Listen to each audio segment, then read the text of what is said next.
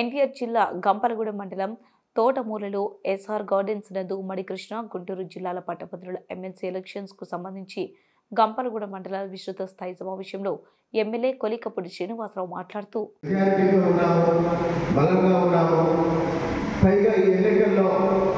మన ప్రధాన ప్రత్యర్థి వైఎస్ఆర్సీపీ అభ్యర్థిని ఉపసంహరించుకుంది కాబట్టి మనం పూర్తి స్థాయిలో పోరాడాల్సిన పని లేదు అని అనుకుంటారు. కానీ చంద్రబాబు నాయుడు గారి ఆలోచన విధానం ఏంటంటే ఎన్నికల విషయంలో అది చిన్నదైనా పెద్దదైనా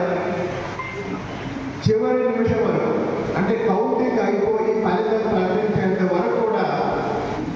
దాన్ని చాలా చాలా చాలా సీరియస్గా ప్రతిష్టాత్మకంగా తీసుకొని ఆయన పనిచేస్తారు, నాయకులు గారు పనిచేస్తారు. అందుకే ఈ ఎన్నిక కూడా వాస్తవానికి రెండు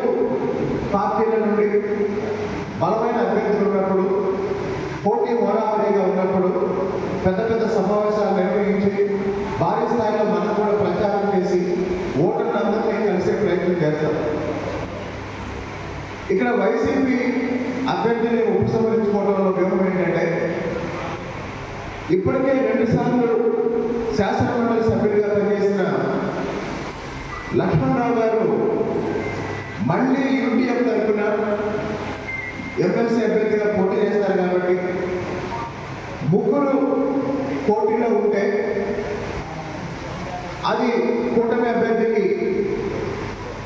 బాగా లాభం చేకూరుతుందని చెప్పేసి వైసీపీ తన మద్దతుదారులు కూడా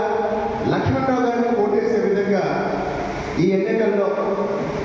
ఒక రకంగా లక్ష్మణరావు గారు వైసీపీ కాకపోయినా వైసీపీ